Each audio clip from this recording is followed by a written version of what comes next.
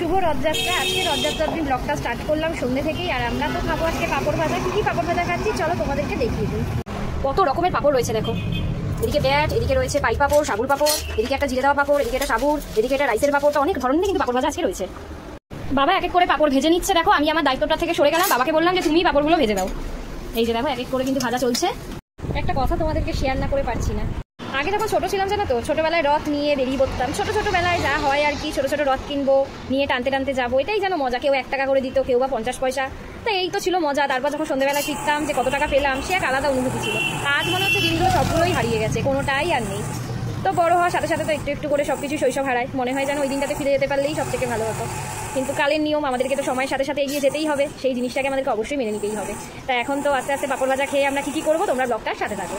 আমার বরটা কিন্তু ঘুমাচ্ছে পড়ে পড়ে। কি গো, উঠবে?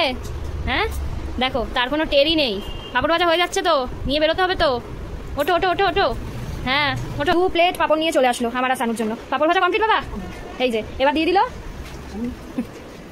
দিয়ে দিচ্ছে পাঁপড়। আমারটা রাখো। তো চলে এলো 2 প্লেট পাঁপড়। আজকে রথের দিন আমরা 2 প্লেট ভর্তি পেট ভর্তি করে আজকে পাঁপড় খাবো। আজকে রথ, আজকে পেট ভর্তি করে যদি পাঁপড় না খাই তাহলে কিসের রথ? তো এই দেখো এবার কিন্তু আমিও খাওয়া সেরে নিচ্ছি।